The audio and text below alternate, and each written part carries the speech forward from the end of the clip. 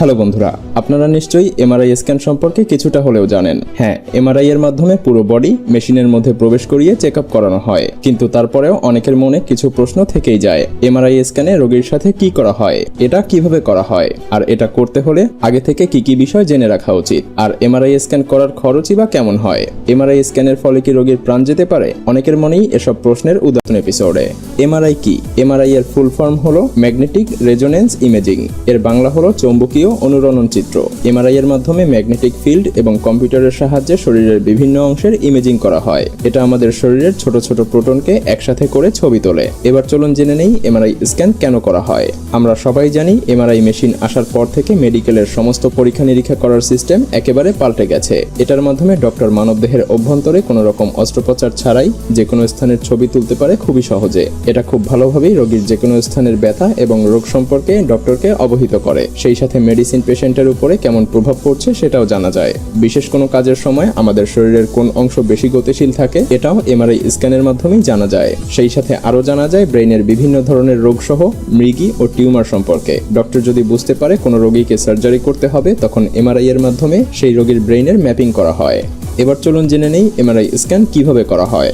যখন কোনো রোগীর এমআরআই করার প্রয়োজন হয়, তখন রোগীর শরীর থেকে অপ্রয়োজনীয় কাপড় খুলে হসপিটালে থাকা এক বিশেষ প্রকারের কাপড় শরীরের উপরে দিয়ে দেওয়া হয়। সেই সাথে রোগীর গায়ে যদি কোনো রকম মেটালের তৈরি গহনা অথবা ঘড়ি বা চেইন থাকে, তাহলে সেগুলোকেও খুলে ফেলা হয়। আসলে মেটালের তৈরি সমস্ত কিছু খুলে রাখার কারণ হলো এমআরআই মেশিনের মধ্যে ম্যাগনেটিক ফিল্ড যে কোনো মেটালের তৈরি জিনিসকে আকর্ষণ করে, তাই ঘড়ি বা বিভিন্ন ধরনের গহনা খুলে ফেলা হয়। তারপর রোগীকে এমআরআই টেবিলের উপরে শুইয়ে দেওয়া হয়। এরপর রোগীকে টেবিলের উপরে সেট করে মেশিনের অভ্যন্তরে প্রবেশ করানো হয়। আর ঠিক এই অবস্থাতেই এমআরআই এর মাধ্যমে ম্যাগনেটিক ফিল্ড এবং কম্পিউটার দিয়ে রোগীর যে কোনো স্থানের ছবি স্ক্যান করা যায়। আর এই স্ক্যান করা ছবি দেখেই ডক্টর খুবই সহজেই বুঝতে পারে যে রোগী কোন রোগে আক্রান্ত।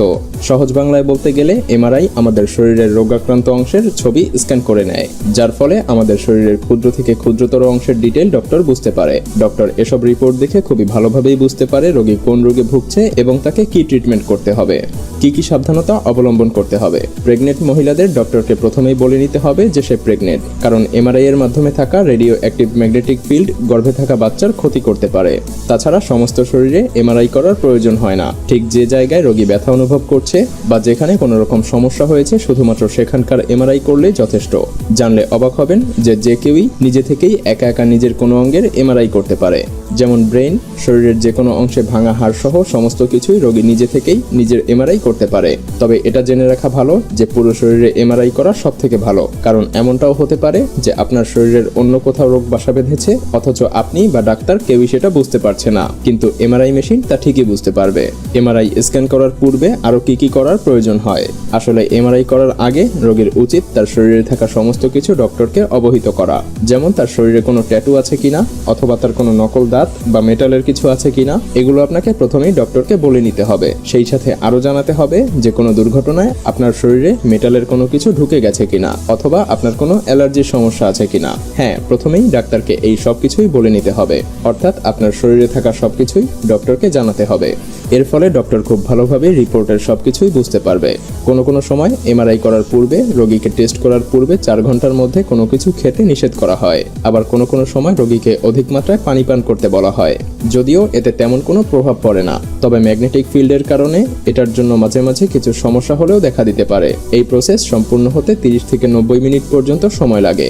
বিভিন্ন দৈর্ঘ্যের রেডিও অ্যাক্টিভ ম্যাগনেটিক ফিল্ডের কারণে রোগীর কানে হেডফোন লাগিয়ে দেওয়া হয়, যাতে করে রোগী এসব যান্ত্রিক শব্দ শুনতে না পায়। এবার জেনে নেওয়া যাক এমআরআই স্ক্যানের ফলে কত খরচ হয়। আসলে সম্পূর্ণ বডি এমআরআই করতে 15 থেকে 20,000 টাকার মতো খরচ হয়। তবে এটা অবশ্যই জেনে রাখতে হবে যে এমআরআই এর খরচ নির্ভর করে রোগীর কোন অঙ্গের স্ক্যান করতে হবে সেটার উপরে। শরীরের আলাদা আলাদা অঙ্গের এমআরআই এর জন্য আলাদা আলাদাভাবে খরচ করতে হয়। আর এটাও আপনাকে জানতে হবে যে এক এক হসপিটাল বা ক্লিনিক এক এক রকম চার্জ করে। তো এখন নিশ্চয়ই বুঝতে পারছেন যে এমআরআই কিভাবে করা হয়। ভিডিওটি ভালো লাগলে শেয়ার করতে পারেন।